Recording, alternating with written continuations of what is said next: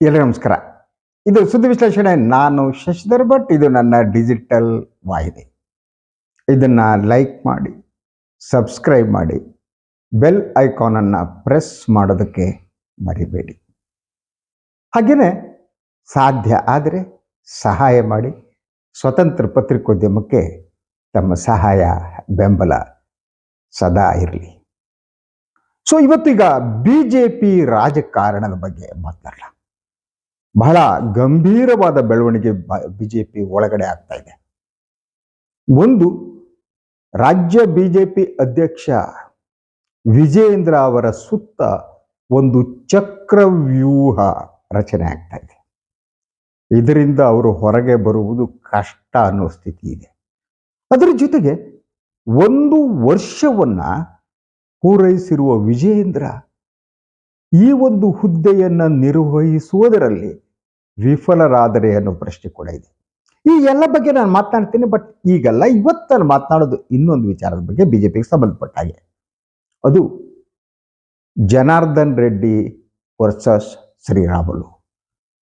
ಶ್ರೀರಾಮುಲು ಅವರು BJP ಪಕ್ಷವನ್ನು ಬಿಡ್ತಿದ್ದಾರೆಯೇ?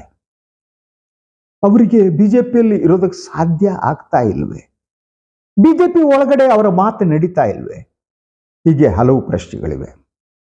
So BJP ಒಳಗೆ ನಡೆಯುತ್ತಿರುವ ಈ ಒಂದೊಂದು ವಿದ್ಯಮಾನದ ವಿವರಗಳು ಬಹಿರಂಗ ಆಗ್ತಾ ಇವೆ.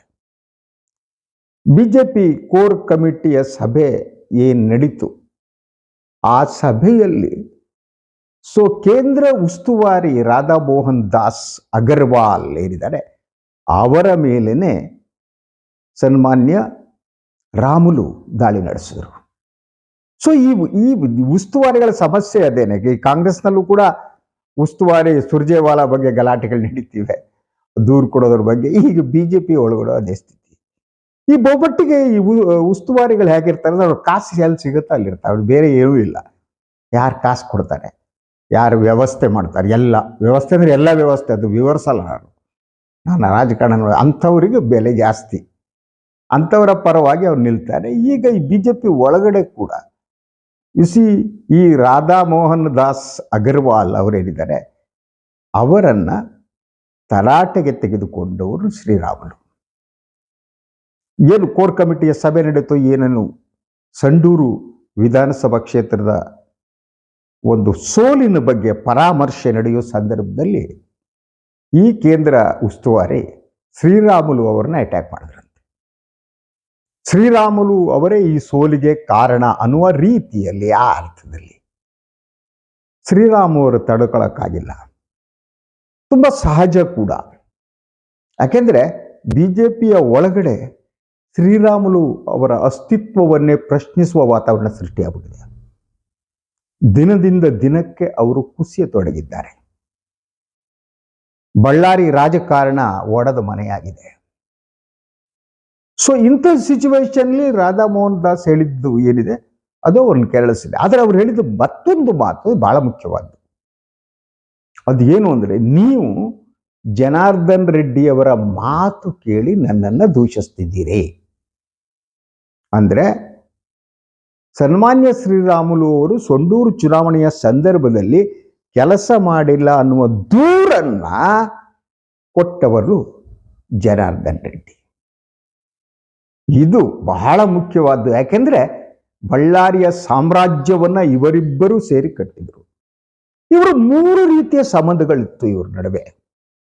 ಒಂದು, ಜನಾರ್ದನ್ ರೆಡ್ಡಿ ಮತ್ತು ಶ್ರೀರಾಮುಲು ಅವರ ಕುಟುಂಬದ ನಡುವೆ ಇದ್ದಂಥ ಸಂಬಂಧ, ಅನ್ಯೋನ್ಯವಾದ ಸಂಬಂಧ. That's the first thing.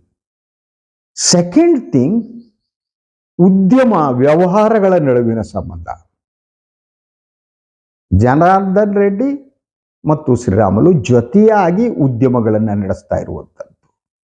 ಮತ್ತು ಹಲವು ಬೆಂಗಳೂರಿನಲ್ಲಿರುವ ಆಸ್ತಿ, ಬೇರೆ ಬೇರೆ ಇರುವ ಆಸ್ತಿ ಏನಿದೆ, ಆ ಆಸ್ತಿಗಳು ಹಾಗೇನೆ. ಜನಾರ್ದನ್ ರೆಡ್ಡಿ ಆಸ್ತಿ ಅದು ಶ್ರೀರಾಮುಲು ಹೆಸರಿನಲ್ಲೂ ಇರ್ಬೋದು, ಶ್ರೀರಾಮುಲು ಮಾಡಿದ ಆ ರೀತಿ ಸಂಬಂಧಪಟ್ಟ. 3ನೇ ಸಂಬಂಧ ಅದು ರಾಜಕೀಯ ಸಂಬಂಧ, ಪೊಲಿಟಿಕಲಿ ಇದ್ದಂಥ ರಿಲೇಷನ್. ಈ 3 ಸಂಬಂಧಗಳಿವೆ. ದೇ ಆರ್ ಇಂಟರ್ ರಿಲೇಟೆಡ್ ಅಂತ. ಅಂದ್ರೆ ಒಂದಕ್ಕೊಂದಕ್ಕೆ ಸಂಬಂಧ ಇದೆ. ಈ ಇಂಟರ್ ರಿಲೇಟೆಡ್ ರಿಲೇಷನ್ ಏನಿದೆ ಇದು ಒಡೆಯೋದಕ್ಕೆ ಪ್ರಾರಂಭ ಆಗಿದ್ದು ಜನಾರ್ದನ್ ರೆಡ್ಡಿ ಹೊಸ ಪಕ್ಷ ಮಾಡಿದಾಗ. ಆಗ ಜನಾರ್ದನ್ ರೆಡ್ಡಿಯು ಶ್ರೀರಾಮುಲು ಅವ್ರನ್ನ ಕರೀತಾರೆ ಬಂದ್ಬಿಡಿ ಅಂತ. ಶ್ರೀರಾಮುಲು ಹೋಗಲ್ಲ.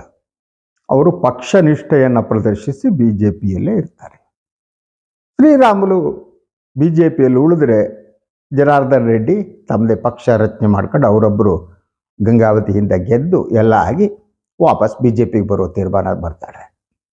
ಆ ಸಂದರ್ಭದಲ್ಲಿ ಅವರು ಸನ್ಮಾನ್ಯ ರಾಮುಲು ಅವರಿಗೆ ಹೇಳ್ತಾರೆ, ನಾನು ಬಿಜೆಪಿಗೆ ವಾಪಸ್ ಬರ್ತೀನಿ, ಪಕ್ಷದ ವರಿಷ್ಠರ ಜೊತೆ ಮಾತನಾಡಿ. ಆದರೆ ಶ್ರೀರಾಮುಲು ಪಕ್ಷದ ವರಿಷ್ಠರ ಜೊತೆಗೆ ಜನಾರ್ದನ್ ರೆಡ್ಡಿಯವರ ಪುನರಾಗಮನದ ಬಗ್ಗೆ ಮಾತಾಡಿಲ್ಲ ಅನ್ನೋದು ಇದು ರೆಡ್ಡಿ ಕುಟುಂಬದ್ದು. ಹೀಗೆ ರಾಜಕೀಯವಾಗಿ ಹೊಡಕ್ ಪ್ರಾರಂಭ ಆಗುತ್ತೆ. ಯಾವಾಗ ವಾಪಸ್ ಬಿಜೆಪಿಗೆ ಬರ್ತಾರೋ ಜನಾರ್ದನ್ ರೆಡ್ಡಿ ಅವರು ಯಡಿಯೂರಪ್ಪ ಕುಟುಂಬದ ಜೊತೆಗಿನ ತಮ್ಮ ಸಂಬಂಧ ಏನಿದೆಯಲ್ಲ ಅದನ್ನ ಗಟ್ಟಿಗೊಳಿಸ್ತಾ ಹೋಗ್ತಾರೆ. ವಿಜೇಂದ್ರಗೆ ಹತ್ರ ಆಗ್ತಾರೆ, ಯಡಿಯೂರಪ್ಪನವ್ರಿಗೆ ಹತ್ರ ಆಗ್ತಾರೆ. ಸೊ ಆ ಮೂಲಕ ಬಳ್ಳಾರಿ ರಾಜಕಾರಣದಲ್ಲಿ ಅವರು ಪ್ರಬಲರಾಗ್ತಾರೆ. ಬಳ್ಳಾರಿ ರಾಜಕಾರಣಕ್ಕೆ ಸಂಬಂಧಪಟ್ಟಂತೆ ಯಾವುದೇ ವಿಚಾರ ಇದ್ರೂ ಕೂಡ ಬಿಜೆಪಿ ಜನಾರ್ದನ್ ರೆಡ್ಡಿ ಅವರ ಜೊತೆ ಚರ್ಚೆ ಮಾಡುತ್ತೆ ಹೊರತು ಶ್ರೀರಾಮುಲು ಜೊತೆ ಅಲ್ಲ. ಶ್ರೀರಾಮುಲುವಿಗೆ ದುಃಖ ಬೇಸರ ಆಗುತ್ತೆ. ಜನಾರ್ದನ್ ರೆಡ್ಡಿ ಪಕ್ಷ ಬಿಟ್ಟು ಹೋದ ಸಂದರ್ಭದಲ್ಲಿ ಸ್ನೇಹವನ್ನು ತ್ಯಜಿಸಿ ಪಕ್ಷ ನಿಷ್ಠೆಯಿಂದ ನಾನಿಲ್ಲಿ ಉಳಿದೆ. ಆದರೆ ಈಗ ಪಕ್ಷವೇ ನನ್ನನ್ನು ಕೇಳ್ತಾ ಇಲ್ಲ. ಜನಾರ್ದನ್ ರೆಡ್ಡಿ ಅವರನ್ನು ಕೇಳಿ ಬಳ್ಳಾರಿ ರಾಜಕಾರಣದ ಬಗ್ಗೆ ತೀರ್ಮಾನ ತಗುತ್ತೆ. ನಾನು ಅತಂತ್ರನಾದ್ನ ಅನ್ನುವ ಪ್ರಶ್ನೆ ಶ್ರೀರಾಮುಲುವಿಗೆ ಕಾಡೋದಕ್ಕೆ ಪ್ರಾರಂಭ ಆಗುತ್ತೆ. ಅದರ ಪ್ರತಿಫಲವಾಗಿಯೇ ಅವರು ರಾಧಾ ಮೋಹನ್ ದಾಸ್ ಅವರ ಎದುರು ಸ್ಫೋಟಗೊಂಡಿದ್ದು ಅಂತ. ಸ್ಫೋಟಗೊಂಡು ಅವರು ಹೇಳಿದ್ದು, ಎಸ್ ನಾನು ಬೇಡ ಅಂದ್ರೆ ಪಕ್ಷ ಬಿಟ್ಟು ಹೋಗ್ತೀನಿ, ನಾನು I am ready to go out.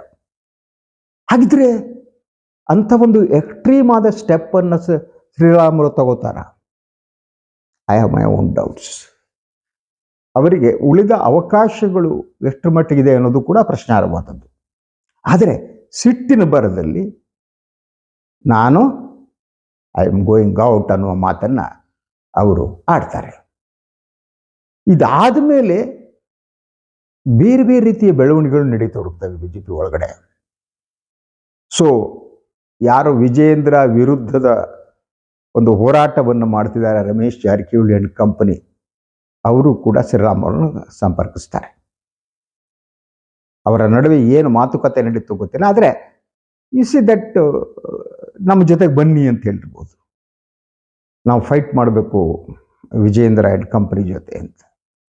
ಅದ್ರ ಜೊತೆಗೆ ವಿಜಯೇಂದ್ರ ಜೊತೆ ಫೈಟ್ ಮಾಡೋದಕ್ಕೆ ಇನ್ನೊಂದು ಗುಂಪು ಕೂಡ ರೆಡಿಯಾಗಿತ್ತು ಅಂತ. ಅದು ಸದಾನಂದ ಗೌಡರ ಮನೆಯಲ್ಲಿ ನಡೆದಂತೆ ಸಭೆ. ಆ ಸಭೆಯಲ್ಲಿ ಆರ್ ಅಶೋಕ್ ಅವರು ಪಾಲ್ಗೊಂಡಿದ್ರು, ವಿಧಾನಸಭೆಯ ಪ್ರತಿಪಕ್ಷದ ನಾಯಕರು. ಹಾಗೆಯೇ ಬೊಮ್ಮಾಯಿ ಅವರು ಪಾಲ್ಗೊಂಡಿದ್ದರು, ಬಸವರಾಜ ಬೊಮ್ಮಾಯಿ ಅವರು, ಅಶ್ವಥ್ ನಾರಾಯಣ ಅವರು ಪಾಲ್ಗೊಂಡಿದ್ದರು. ಇವ್ರದ್ದೆಲ್ಲ ಟಾರ್ಗೆಟ್ ಇದೇ ಯಡಿಯೂರಪ್ಪನವರ ಪುತ್ರ ಆಗಿದ್ದರು ವಿಜಯೇಂದ್ರ. ಏನು ಜಿಲ್ಲಾ ಅಧ್ಯಕ್ಷರುಗಳ ನೇಮಕ, ಹಾಗೆಯೇ ತಾಲೂಕು ಅಧ್ಯಕ್ಷರು, ಇಂಥ ವಿಚಾರದಲ್ಲಿ ಯಾರ ಮಾತನ್ನು ವಿಜಯೇಂದ್ರ ಕೇಳ್ತಾ ಇಲ್ಲ. ಇದನ್ನು ಸಹಿಸೋಕೆ ಸಾಧ್ಯ ಇಲ್ಲ, ಏನು ಮಾಡಬೇಕು ಅನ್ನೋದ್ರ ಬಗ್ಗೆ ಚರ್ಚೆ ನಡೆಸಿದ್ರು ಅವರು. ಸೊ ಈ ಕಡೆ ಈ ಕಂಪ್ನಿಯಲ್ಲಿ ಹಾಗೆ ನೋಡಿದ್ರೆ ನಿಮಗೆ ನಾನು ಹೇಳಬೇಕು ಅಂದರೆ ಯತ್ನಾಳ್ ಕಂಪ್ನಿ ಕೂಡ ಇವರ ಜೊತೆಗೆ ಇದೆ. ಸಿ ಟಿ ರವಿ ಕೂಡ ಇವರ ಮನೆಯಲ್ಲಿದ್ದರು, ಸದಾನಂದ ಗೌಡರ ಮನೆಯಲ್ಲಿ. ಸೊ ಇವರೆಲ್ಲರ ಜೊತೆಗೆ ಇದರ ಮೇಲ ಕೇಂದ್ರ ಬಿಂದು ಯಾರು ಗೊತ್ತಾ ನಿಮಗೆ? ಬಿ ಎಲ್ ಸಂತೋಷ್ ಅವರು. ಯಾಕೆಂದ್ರೆ ಶ್ರೀರಾಮುಲುಗೂ ಸಿಟ್ಟು ಬಂದ ಮೇಲೆ, ಬೇಸರ ಆದ್ಮೇಲೆ ಅವರು ತಕ್ಷಣ ಸಂಪರ್ಕಿಸಿದ್ದು ಬಿ ಎಲ್ ಸಂತೋಷ್ ಅವ್ರನ್ನ. ಶ್ರೀರಾಮುಲು ಬಿ ಎಲ್ ಸಂತೋಷ್ ಅವ್ರನ್ನ ಸಂಪರ್ಕಿಸಿದರೆ ಯತ್ನಾಳ್ ಗುಂಪಿಗೂ ಗುರು ಅಂತಂದ್ರೆ ಬಿ ಎಲ್ ಸಂತೋಷ್ ಅವರೇ. ಅಂದ್ರೆ ಯಡಿಯೂರಪ್ಪ ವಿರೋಧಿಗಳೇನಿದ್ದಾರೆ, ವಿಜೇಂದ್ರ ವಿರೋಧಿಗಳೇನಿದ್ದಾರೆ, ಅವರೆಲ್ಲ ಒಗ್ಗಟ್ಟಾಗ್ತಾ ಇದ್ದಾರೆ ಅಂತ. ಇದರ ನಡುವೆ I think BJP high command also is playing it's game. So ಈಗ ಒಂದು 2 ದಿನದ ಹಿಂದೆ ಒಂದು ಸುದ್ದಿ ಬಂದಿತ್ತು. ಈ ಕರ್ನಾಟಕದ ಬಿಕ್ಕಟ್ಟನ್ನು ಬಗೆಹರಿಸುವ ಜವಾಬ್ದಾರಿಯನ್ನು BL ಸಂತೋಷ್, ಜೋಶಿ, ಪ್ರಹ್ಲಾದ್ ಜೋಶಿ ಅವರಿಗೆ ಕೊಡಲಾಗಿತ್ತು ಅಂತ. ಇದು ಬಹಳ ಕ್ಯಾಲ್ಕುಲೇಟಿವ್ ಮೂವ್. ಯಾಕೆಂದರೆ ಈ ಯತ್ನಾಳ್ ಗುಂಪಿನ ಹಿಂದೆ ಇರುವ ಪ್ರಬಲ ಶಕ್ತಿ ಅಂದರೆ ಪ್ರಹ್ಲಾದ್ ಜೋಶಿ ಪೇಶ್ವೆ, ಈ ಪೇಶ್ವೆನು ಮತ್ತು BL ಸಂತೋಷ್. ಸೊ ಅವರಿಗೆ ಆ ಜವಾಬ್ದಾರಿ ಕೊಟ್ಬಿಟ್ರೆ ಅಂದ್ರೆ ಹೆಂಗೆ ಗೊತ್ತಾ ನಿಮಗೆ, ಮನೇಲಿ ಕಳ್ತನ ಮಾಡ್ತಾನೆ ಅಂತ ಇಟ್ಕೊಳ್ಳಿ, ಅವನ್ನ ಚೌಕಿದಾರ್ ಮಾಡ್ಬಿಡೋದು, ಕಾಯ್ತಾನೆ. ಬಹುತೇಕ ಚೌಕಿದಾರರು ಕಳ್ಳರೇ ಆಗಿರ್ತಾರೆ, ಅದು ಬೇರೆ ಪ್ರಶ್ನೆ. ಆದರೆ ಕಾಯುವ ಕೆಲಸವನ್ನು, ಚೌಕಿದಾರರ ಕೆಲಸವನ್ನು ಕಳ್ಳನಿಗೆ ಕೊಟ್ಬಿಟ್ರೆ ಮನೆ ಸೇಫ್ ಆಗಿರುತ್ತೆ. ಆ ರೀತಿ ಇದು ನಡೀತಾ ಇದೆ ಅಂತ ನನಗೆ ಅನ್ಸುತ್ತೆ. ಎನಿವೆ, BJP ಒಳಗೆ ರಾಜಕಾರಣದಲ್ಲಿ ಈ ಒಂದು ವಿಜಯೇಂದ್ರ ಅಂಡ್ ಕಂಪನಿ, ಯಡಿಯೂರಪ್ಪ, ಇನ್ನೊಂದು ಸಲ ಮಾತಾಡ್ತೇನೆ, ಬಟ್ ನಾವು I am concentrating only on Sriramulu. ಇಂತಹ ಕುಚುಕು ಗೆಳೆಯರೋ, ಪುಚ್ಕು ಗೆಳೆಯರೋ ಏನೋ ಆಗಿದ್ದವರು ರಾಜಕಾರಣ ಅವ್ರನ್ನ ಹೊಡೀತು. ಕೇವಲ ರಾಜಕಾರಣ ಮಾತ್ರ ಅಲ್ಲ, ರಾಜಕಾರಣದ ಜೊತೆ ಈ ಔದ್ಯಮಿಕ ಕಾರಣಗಳು ಸೇರ್ಕೊಂಡು, ಕೌಟುಂಬಿಕ ಕಾರಣಗಳು ಸೇರ್ಕೊಂಡ್ಬಿಟ್ಟು. ಸೊ ಬಹಳಷ್ಟು ಸಂದರ್ಭಗಳಲ್ಲಿ ಜನಾರ್ದನ್ ರೆಡ್ಡಿ ಭಾಷಣ ಮಾಡುವಾಗ ನಾನು ಶ್ರೀರಾಮುಲುವನ್ನು ಮುಖ್ಯಮಂತ್ರಿ ಮಾಡ್ತೀನಿ ಅಂತಿದ್ರು ಹಲವು ವರ್ಷಗಳ ಹಿಂದೆ. ಈ ಮಾತನ್ನು ನಾನು ಕೇಳಿಸ್ಕೊಂಡಿದ್ದೀನಿ. ನನಗೂ ವೈಯಕ್ತಿಕವಾಗಿ ಜನಾರ್ದನ್ ರೆಡ್ಡಿ ಒಂದು ಸಂದರ್ಭದಲ್ಲಿ ಇದು ಹೇಳಿದ್ದುಂಟು, ಶ್ರೀರಾಮುಲು ರಾಜ್ಯದ ಮುಖ್ಯಮಂತ್ರಿ ಆಗಬೇಕು ಅಂತ. ಶ್ರೀರಾಮುಲು ರಾಜ್ಯದ ಮುಖ್ಯಮಂತ್ರಿ ಮಾಡೋದಕ್ಕಂತ ಜನಾರ್ದನ್ ರೆಡ್ಡಿ ಈಗ ಶ್ರೀರಾಮುಲು ಅವರನ್ನೇ ರಾಜಕೀಯವಾಗಿ ಫಿನಿಶ್ ಮಾಡುವುದಕ್ಕೆ ಮುಂದಾದಂತೆ ಕಾಣ್ತಾ ಇದೆ. ಪರಸ್ಪರ ದೂರು. ಈಗ ಶ್ರೀರಾಮುಲು ಕೂಡ ದೆಹಲಿಗೆ ಹೊರಟು ನಿಂತಿದ್ದಾರೆ. ಅವರು ದೆಹಲಿಗೆ ಹೋದವರು, ಅವರು ಕೂಡ ಜನಾರ್ದನ್ ರೆಡ್ಡಿ ಅವ್ರ ಮೇಲೆ ದೂರು ಕೊಡ್ತಾರೆ ಅನ್ಸುತ್ತೆ. ಹಾಗೇನೆ ಉಸ್ತುವಾರಿ ಮೇಲೆ ದೂರು ಕೊಡ್ತಾರೆ. ಜನಾರ್ದನ್ ರೆಡ್ಡಿನೂ ಸುಮ್ಮನಿರಲ್ಲ, ಅವರು ಶ್ರೀರಾಮುಲು ಮೇಲೆ ದೂರು ಕೊಡ್ತಾರೆ. ಪರಸ್ಪರ ದೂರು ಕೊಟ್ಕೊಂಡು ರಿಲೇಷನ್ ಹಾಳು ಬಿದ್ದು ಹಾಳಾಗಿ ಹೋಗುತ್ತೆ. ಮತ್ತೆ ಇವರಿಗೆ ಬಳ್ಳಾರಿ ಸಾಮ್ರಾಜ್ಯವನ್ನು ಕಟ್ಟೋದಕ್ಕಾಗಲ್ಲ, ಆ ಸಿಚುವೇಶನ್ನೂ ಇಲ್ಲ. ಯಾಕೆಂದರೆ ಇನ್ನೊಂದು ಮಾತು ಹೇಳೋದಕ್ಕೆ ಮರೆತುಬಿಟ್ಟೆ ನಾನು. ಸೊ ಶ್ರೀರಾಮುಲು ಸೋಲರ್ ಆ ಸಂದರ್ಭಗಳಲ್ಲಿ ಯು ಸಿ ದಟ್ ಸನ್ಮಾನ್ಯ ಜನಾರ್ದನ್ ರೆಡ್ಡಿ ಅವರು ಕಾಂಗ್ರೆಸ್ನ ನಾಗೇಂದ್ರ ಅವರಿಗೆ ಬೆಂಬಲ ಕೊಟ್ಟಿದ್ದರಂತೆ ಇವರು ಉರುಳಿಸೋದಕ್ಕೆ. ಈ ಮಾತುಗಳು ಕೇಳಿ ಬರ್ತವೆ. ಅದರಿಂದ ರಿಲೇಷನ್ ಇಟ್ಸ್ ಸೋ ಕಾಂಪ್ಲಿಕೇಟೆಡ್. ಅದು ಅವರ ವೈಯಕ್ತಿಕ ಸಂಬಂಧಗಳನ್ನು ನಾಶಪಡಿಸಿದೆ, ಜೊತೆಗೆ BJPಯನ್ನು ಮುಳುಗಿಸುತ್ತೆ. ಯಾಕೆಂದರೆ BJPಯ ಆಂತರಿಕ ಭಿನ್ನಮತ ಏನಿದೆ ಅದು ಇಡೀ BJP ಪಕ್ಷವನ್ನು ಮುಳುಗಿಸುತ್ತೆ. ಅದನ್ನು ಸರಿಪಡಿಸುವ ಶಕ್ತಿ ಮೋದಿ, ಅಮಿತ್ ಶಾ ಕಂಪನಿಗೆ ಇದ್ದಂಗೆ ಕಾಣಲ್ಲ, because it is Karnataka. Anyway, ಇದು ಇವತ್ತಿನ ಸುದ್ದಿ ವಿಶ್ಲೇಷಣೆ. ಇನ್ನೊಂದು ವಿಚಾರದೊಂದಿಗೆ ಮತ್ತೆ ಬರ್ತೀನಿ. ನನ್ನ ವಾಹಿನಿ ಲೈಕ್ ಮಾಡಿ, ಸಬ್ಸ್ಕ್ರೈಬ್ ಮಾಡಿ, ಬೆಲ್ ಐಕಾನ್ ಪ್ರೆಸ್ ಮಾಡೋದಕ್ಕೆ ಬರಬೇಡಿ. ಹಾಗೆ ಸಾಧ್ಯ ಆದಷ್ಟು ಸಹಾಯ ಮಾಡಿ. ಸ್ವತಂತ್ರ ಪತ್ರಿಕೋದ್ಯಮಿಗೆ ತಮ್ಮ ಬೆಂಬಲ ಬಿಟ್ಟು ಇನ್ನೇನು ನಮ್ಮನ್ನು ಉಳಿಸುತ್ತೆ ಹೇಳಿ.